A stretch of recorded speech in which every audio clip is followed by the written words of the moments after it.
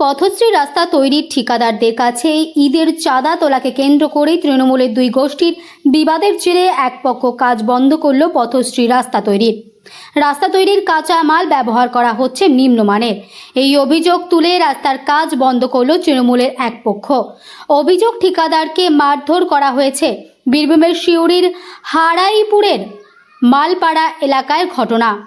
জানা গিয়েছে বেশ কিছুদিন আগে থেকেই এলাকায় পথশ্রী প্রকল্পের রাস্তা তৈরির কাজ শুরু হয়েছে। আজ সকালে এলাকায় বাকি রাস্তা ঢালাই হওয়ার কথা ছিল। ঢালাইয়ের পাথর নিম্নমানের এই অভিযোগ তুলে কাজ বন্ধ করে এক শ্রেণীর তৃণমূল কর্মীরা।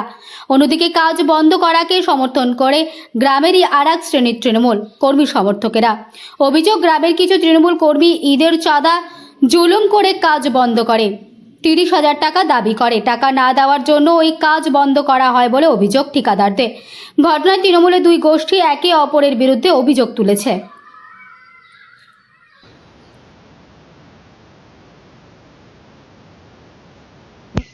কাল সকাল থেকে আবার শুরু করলাম। বাধা সৃষ্টি যে পাথর বাধা সৃষ্টি কিছু না, কিছু কধামা মতন ওই রাস্তা ভরে নিয়ে এসছে ট্রাক্টরে।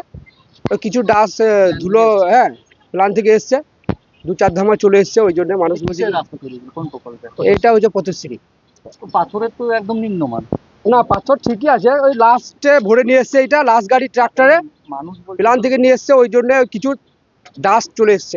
সাধারণ মানুষ তো বলছে কেন? না না, সাধারণ মানুষ তো কই কিছু বলেনি। আমি তো সকাল থেকে রয়েছি, দেখছি। আপনাদের সামনে তো বলছেন, আড়াল তো বলছেন। আর আলে কে কি বললো, তারা বিরোধী, তারা অনেক কিছু বলবে। উন্নয়নকে যারা বাধা দেয় তারা তো অনেক কিছুই বলবে। যারা উন্নয়ন চায় না তারা তো বলবেই। তারা কি তাহলে বিরোধী? তারা উন্নয়ন চায় না, তারা জানতে হবে বিরোধী। উন্নয়নে তো দেখছেন অনেকে যারা রয়েছে, উন্নয়ন যারা করতে চাইছে না, উন্নয়নকে যারা বাধা দেয়, তারা উন্নয়ন সম্বন্ধে কি বুঝে? সরকারি কাজ কি এখন বন্ধ রইলো? না, বন্ধ নেই। না, সরকারি আপাতত আপাতত আজকে লেবার মিস্ত্রিরা বাড়ি চলে গেছে অনেকে। কাজ সকাল থেকে চলবে। কাজ তো চলছিল, এখন তো বন্ধ। কাজ চলছিল বলতে, কাজ শুরু করার কোথাও কি সমস্যা দাঁড়িয়েছিল? সমস্যা সেরকম কিছু না। এই সামান্য এই যে দেখছেন সামনে যে পাথরটুকু পড়ে আছে, লাস্টে ওরা ভরে নিয়ে এসেছিল ট্রাক্টরে। কিছু ডাস্ট চলে এসছে, ওই জন্য তারা কিছু জন বলছে যে এই পাথরটা চলবে না, ওই জন্য পাথরটা বন্ধ। আজকে বন্ধ, বেলা হয়ে গিয়েছে, কাল সকাল থেকে শুরু করবে। ফায়সালা বলতে কিছু নাই। এই পাথরটা অবজেকশন। এই পাথরটা কালকে ওরা সরিয়ে নেবে, তারপর নতুন পাথর আবার এখানে ফেলবে, তারপরে না পাথর ধরুন। আমি তো এখানে আর বুঝতে থাকছি না 24 ঘন্টা। আমাকে যেহেতু খবর দিল যে এই সমস্যা চলছে, সেখানে আমি তড়িঘড়ি আমি এখানে আসি। এসে দেখি যে বলছে এই অসুবিধা। বলে ঠিক আছে, এই পাথরটা কন্ট্রাক্টরকে বলা হলো যে বেশ এই পাথরটা লাগাবেন। গ্রামের মানুষ বাধা দিচ্ছে। গ্রামের 2-4 জন যারা রয়েছে। কি কারণে? পাথরটা খারাপ, তাই বলছে। ডাস্ট চলে এসছে। আপনি বললেন বিরোধী, তারা কি বিরোধী কাজ? অবশ্যই কিছু আছে, সমাজ বিরোধী কিছু আছে। উন্নয়নকে যারা ভালো চায় না, তারা তো এইসব করেই বেড়ায়। তারা তো করবে। আমার নাম শেখ সেন্টু। আপনি? আমি এই গ্রামের। তারা তো তৃণমূল করে, যাদের বিরোধী বলছে। তৃণমূল তো সবাই করে, সবাই মুখে তো বলে সবাই তৃণমূল। কিছু জন তো থাকে কাজকে বাধা দেবো, বা অন্য কিছু করার চেষ্টা করে। নিম্নমানের কাজ কেন হবে? পথশ্রীর কাজ ইঞ্জিনিয়ার এসে দেখে দিয়েছে, গ্রামের লোককে বলে দিয়েছে, ভাগমাপ বলে দিয়েছে, শিডিউল ফেলে দিয়েছি, শিডিউল চিটিয়ে দিয়েছি। তার মধ্যে আবার নিম্নমানের কাজ কী করে হয়?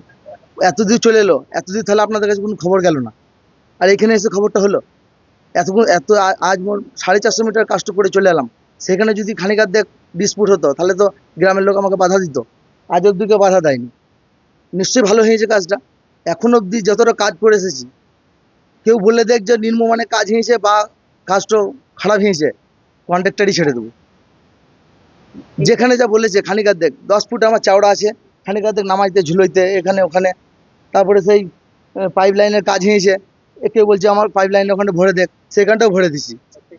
প্রত্যেকটি ঘরে ঘরে আপনি চেক করে আসুন যে আমার কতটা মাল গেছে। যা বলছে তাই করে দিয়েছি। এইখানে সমস্যা হলো, আমার প্ল্যান্টে মাল পড়ছে। এবার অনেক মাল পড়েছে, অত গাড়ি মাল পড়েছে। এবার লাস্টে খানিক আধেক কুড়িয়ে খানিক আধেক ধুলোবালি এসেছে বা ডাস এসেছে, যাই হোক আপনি দেখতে পারেন। এবার এই কারণে খানিকটুকু ফল পেয়েছে আমাকে, এখানে ওরা ধরলো। ধরার কারণটা কি? ধরার কারণ আমি যা বুঝতে পারলাম, সকালে আমার কাছে ফোন এসেছিলো, কালকে আমাকে ধরেছিল একবার, যে ভাই আমাকে একটা 30,000 টাকা চাঁদা দিয়েছিল ঈদের খেলা বাবা, যাই হোক কিসের জন্য। কারা? ওটা এখানে পাড়ারই দিয়েছিল আমাকে যারা বাধা দিয়েছে তাদের মধ্যে কেউ হবে, কেননা আমি ওখানে রাস্তায় আসছিলাম, আমাকে দাঁড় করাইলে, ভাই দাঁড়ান,